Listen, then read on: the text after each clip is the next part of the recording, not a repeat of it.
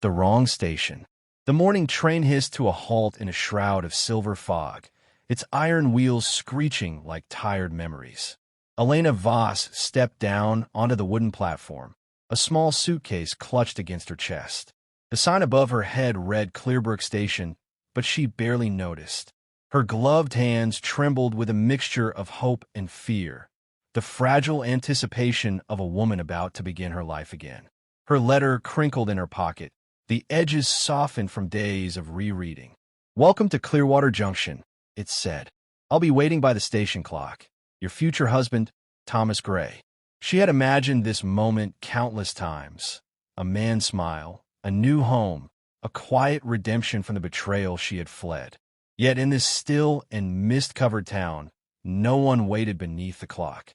Only a few farmers passed by, leading horses and carts through puddles of last night's rain. Elena's breath clouded in the cold air. She glanced around, her heart tightening.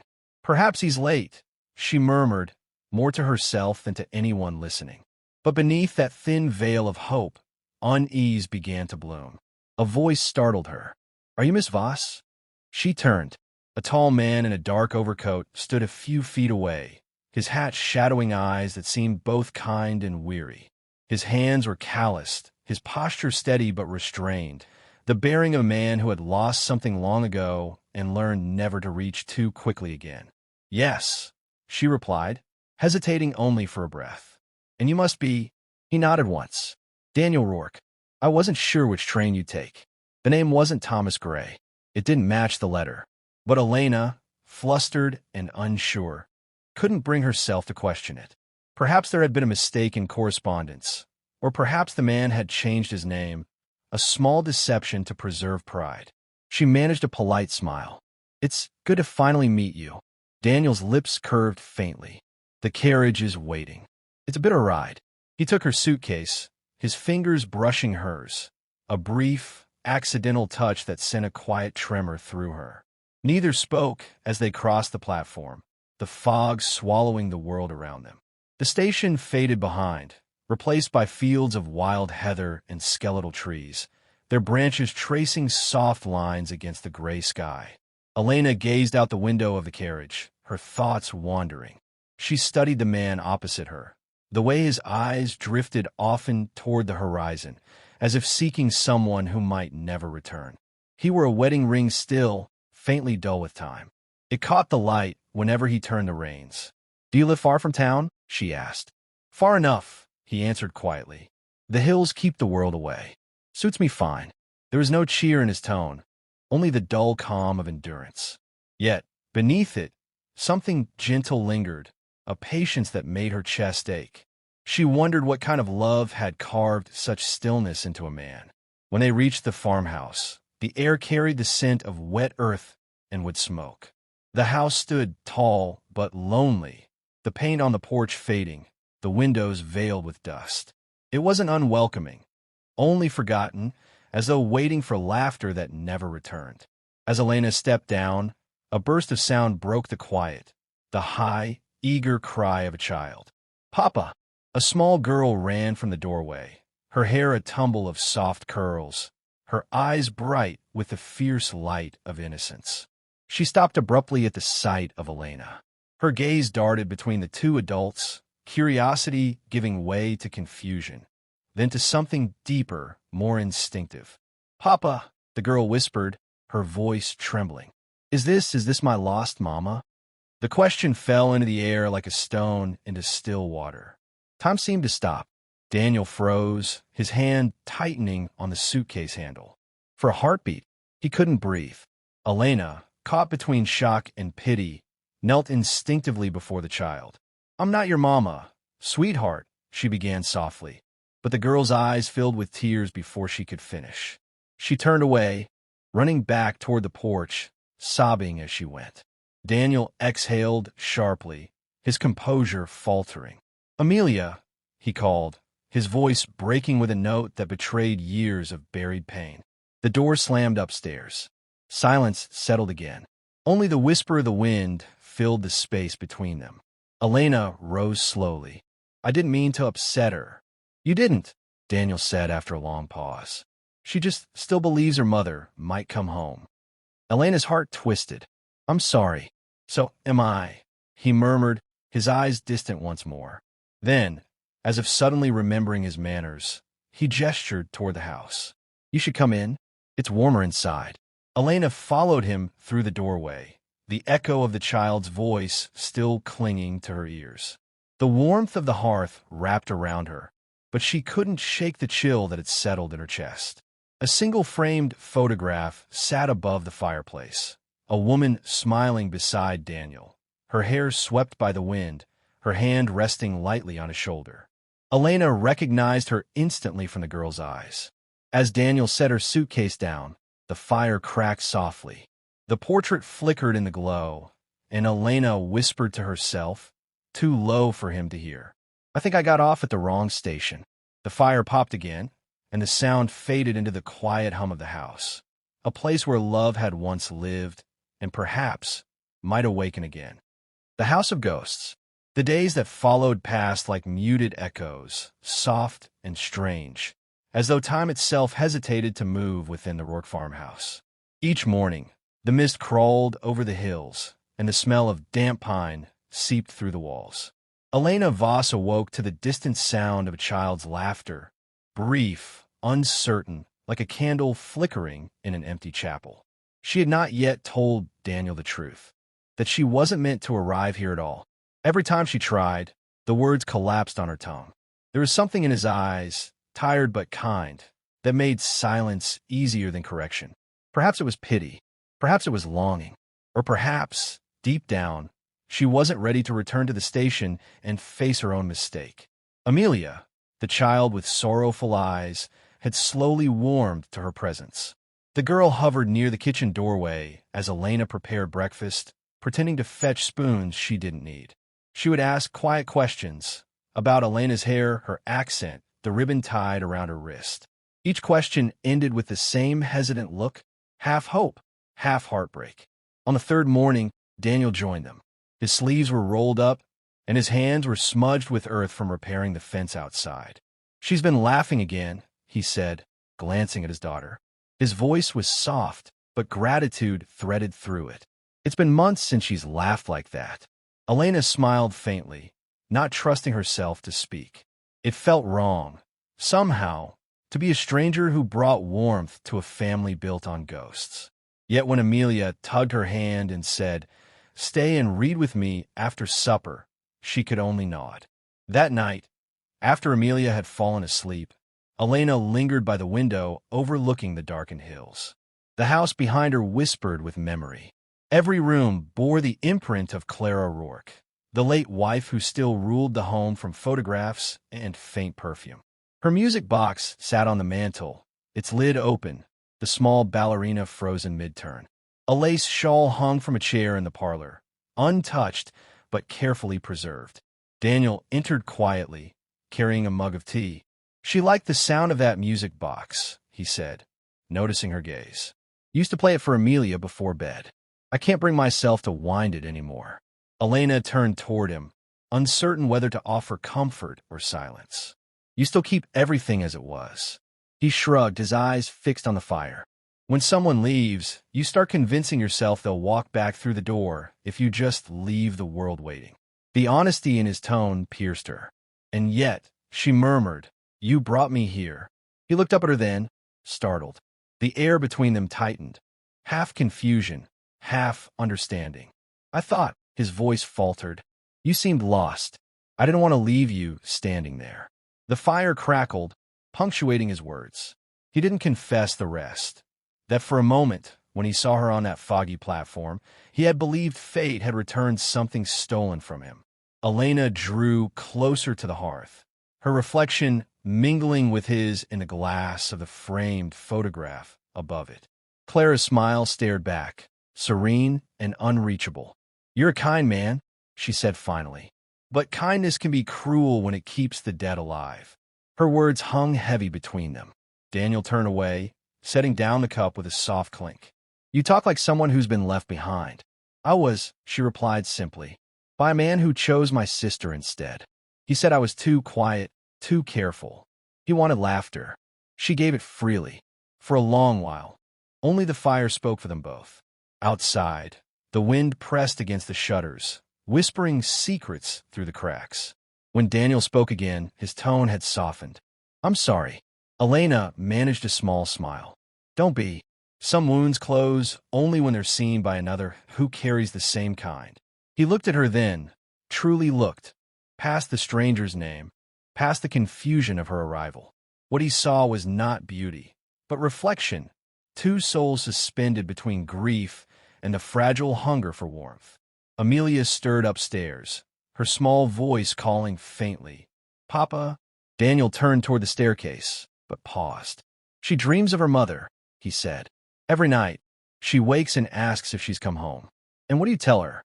"The truth," he answered, "that some people don't return, but they leave behind enough love for us to keep living." Elena's throat tightened. "That's a beautiful lie." He gave a quiet, sad laugh. "Maybe, but sometimes lies are softer to sleep beside." A silence followed, gentle but charged. The fire dimmed to embers, and the sound of the child's breathing filled the upstairs hallway. Elena rose to leave, but Daniel stopped her with a question that seemed to reach from the heart of his grief. "If the past lets go, would you?" She hesitated at the doorway, hand resting on the frame. "If it lets go," she said, "I'll try not to hold on." She stepped into the corridor, her shadow slipping down the hall like a sigh. Behind her, Daniel watched as the last of the firelight caught her profile, a flicker of life against the house of ghosts. When she was gone, he reached for the music box and turned the key once. The melody trembled into the air, frail but alive. Upstairs, Amelia smiled in her sleep, and for the first time in years, the house did not feel quite so empty. The forbidden comfort, the first storm of autumn rolled over the hills with a voice like grief reborn. Thunder rattled the shutters, rain drummed against the old glass, and the world outside vanished into sheets of gray. Inside the farmhouse, candles flickered on every surface, casting uneven halos of gold across the walls. Shadows moved like restless memories. Elena Voss sat by the fire, mending one of Amelia's torn dresses. Her fingers trembled, not from the cold, but from the tension that had been gathering like storm clouds inside her chest. Every day she had stayed here, the line between comfort and danger blurred. Daniel Rourke's presence filled the house as quietly as the scent of rain. Always near, never spoken of, yet impossible to ignore. When the thunder rolled again, Amelia stirred upstairs. Daniel's voice followed, calm and steady, easing the girl back into sleep. He lingered longer than usual before descending the staircase, his steps slow, deliberate. When he entered the parlor, the firelight caught his face, half shadow, half warmth. "She's asleep?" Elena asked, not looking up from the needle and thread. "She's afraid the storm will take the roof," he said softly. "I told her it's too old to bother with running away." A brief smile flickered between them, the kind born from shared exhaustion rather than humor. Daniel moved closer, resting one hand against the mantel. The fire painted him in shifting tones of amber and regret. "You've done more for her than I could have asked," he said after a pause. She laughs again, eats without being told. "Sometimes when I hear her playing in the yard, I forget what the house used to sound like." Elena set the dress aside. "Children are quick to forgive. It's us who struggle." He studied her profile, her calm posture, her careful restraint. "You still haven't told me who you were supposed to meet that day." The words caught her off guard. She had expected him to ask, but not tonight. Not in this hush between thunderclaps. "It doesn't matter," she murmured. "I was meant to be someone's beginning. Instead, I stumbled into someone else's ending." Daniel's eyes softened, but his voice was rough. "Then perhaps that's what we both are, endings pretending to start over." The fire cracked. A gust of wind pressed against the windows. For a long moment, neither spoke. Finally, Elena stood and walked to the window. Her reflection blurred in the glass, her silhouette framed by lightning. "You shouldn't say things like that," she whispered. "Why not?" His tone was quiet, steady. "Because it sounds like you're trying to feel alive again." He hesitated, then crossed the room. His presence filled the air beside her, warm and close enough that she could feel his breath against her hair. "Maybe I am," he said, "and maybe you are too." Elena turned toward him. Their faces were inches apart, the firelight trembling between them. "Daniel," but the word dissolved into silence as he brushed a strand of hair from her cheek. The touch was hesitant, reverent, and unbearably human. She didn't move away. For a heartbeat, the world outside ceased to exist, the storm, the grief, the rules of what should and shouldn't be. When his lips found hers, it wasn't passion that drove them. It was recognition. Two fractured souls, seeking warmth in the ruins of what once was. The kiss was fragile, fleeting, yet it held the weight of years unspoken. Then she broke away. Her hands trembled as she stepped back, her voice barely a whisper. "We can't." Daniel's gaze fell. "I know." Silence. The clock ticked in the corner, marking the distance between who they were and who they wished to be. Elena gathered the dress again, though her fingers could no longer find the thread. "You loved her," she said quietly. "Clara, you still do." He looked toward the photograph above the fireplace. The candlelight shimmered across his late wife's smile. "Yes, and yet, for the first time, I don't feel her looking back. Tonight, it feels like she's finally resting." The admission startled her. It wasn't betrayal she heard. It was surrender. A man trying to forgive himself for surviving. "You're lonely," she said. "So are you." Another flash of lightning lit the room. Their eyes met again, not with desire, but with understanding, the most dangerous kind of intimacy. Elena took a slow breath. "If we continue, we'll both lose something we can't name." Daniel nodded once. "And if we stop?" "Then maybe," she said, her voice trembling, "we'll still have enough of ourselves left to remember who we were before we started needing each other." The wind wailed against the eaves. The fire shrank to embers. He stepped back, breaking the invisible thread between them. "You should rest," he murmured. She nodded but didn't move. For a long while, they stood in a silence of what they would not allow. When she finally turned away, Daniel's voice followed softly, almost to himself. "Some sins aren't about desire. They're about forgetting you once had a heart to lose." Elena paused at the doorway. The storm's reflection shimmered across the floor like a moving ghost. "Then promise me," she said, "when the morning comes, you'll remember this only as warmth, not as fire." Her footsteps faded up the stairs. Daniel stood alone, the rain hammering against the roof, his thoughts echoing in the hollow space she left behind. He looked once more at the photograph above the mantel, then at the chair she'd just occupied.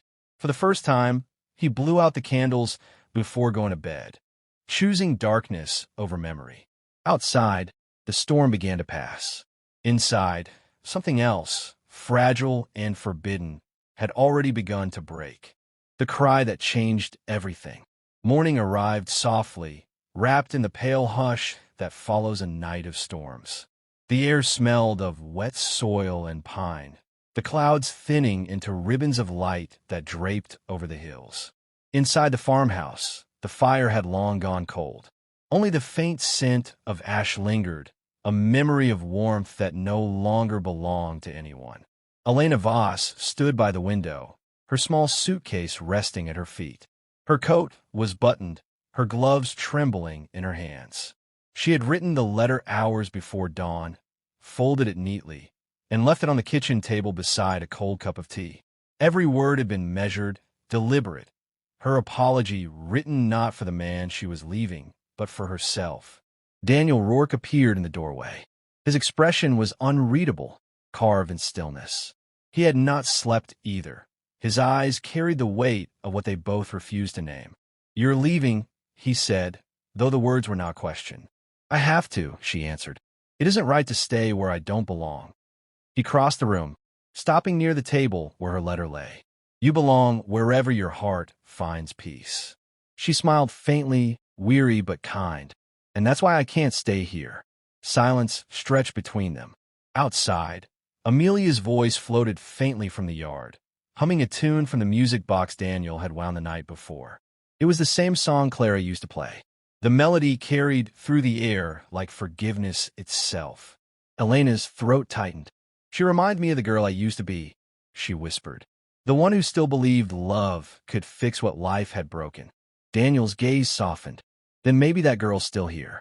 Maybe she just needed somewhere to rest. Elena shook her head. She rested too long.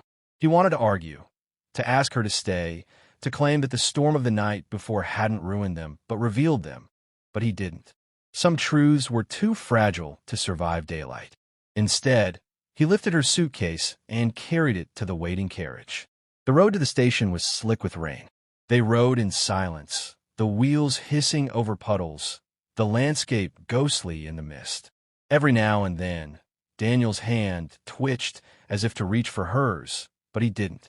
He held the reins tighter instead. When the train platform came into view, the distant whistle echoed like a farewell already spoken. Elena stepped down first, her boots sinking slightly into the wet boards. The fog curled around her coat, softening the edges of her resolve. "This is where we began," she said quietly. "And where we end," Daniel replied. A pause. Then, softly for now, they stood side by side, the silence between them heavier than any confession could have been. The whistle sounded again, closer this time. Elena turned toward the tracks, her eyes glistening with unshed tears. "Don't wait for me, Daniel." "I won't," he said, but his voice broke halfway through the lie. Just then, the sound of small feet running shattered the still air. "Papa!" Amelia burst from the fog, her hair tangled by the wind, her boots splashing through the puddles. Daniel bent instinctively, arms open to catch her. The little girl threw herself into his embrace, and then froze when she saw Elena standing beside him. Her eyes widened, glimmering with confusion, hope, and something older than either of them deserved to see. "Papa," she whispered. "Is this my lost mama?" The question struck like lightning, pure, innocent, merciless. Daniel's lips parted, but no words came. He looked at Elena, torn between truth and tenderness. Elena knelt, her eyes level with Amelia's. Her voice trembled, but remained gentle. "No, sweetheart, I'm not your mama. She's somewhere you can't see, but she's watching over you." Amelia frowned, her small brow furrowed. "But you make Papa smile." "He doesn't smile when he looks at the sky." Daniel's breath hitched. Elena reached out, brushing a tear from the girl's cheek. "Then I'll keep that smile safe for him, even if I have to carry it far away." The child nodded solemnly, as though understanding something too big for her years. She hugged Elena tightly, small arms pressing against the fabric of her coat. "Don't go forever," she whispered. "I'll try not to." When Amelia stepped back, Daniel rose. His voice was hoarse. "She's right. You changed something here, Elena." "Maybe," she said. "But sometimes change isn't meant to stay. It's meant to wake what's been sleeping." He looked at her one last time, and for that instant, there was no storm, no grief, only the silent knowledge that they had saved each other in the brief space between wrong and right. The train's engine roared to life. Elena climbed aboard, her heart thudding like the rhythm of departure itself. Daniel held Amelia close, watching the figure in the window blur behind the veil of mist. As the train began to move, a folded piece of paper fluttered from Elena's coat pocket. She caught it just before it slipped away, the letter she had meant to leave behind. She opened it, reading the last line as the world outside turned to motion. "For the man who taught me that love isn't always about staying. It's about having the courage to let go before it turns to sorrow." Back on the platform, Amelia tugged at her father's sleeve. "Papa, will she come back?" Daniel looked toward the tracks, where the train had vanished into the horizon. "Maybe," he said softly. "But even if she doesn't, she already gave us what we lost." The girl tilted her head. "What's that?" He smiled faintly. "Tomorrow." The wind shifted, carrying the last note of the train's whistle through the valley. Inside the farmhouse miles away, the music box began to play on its own, the ballerina spinning one final turn before falling still. And somewhere, between one heartbeat and the next, the wrong station finally felt like the right place to have begun.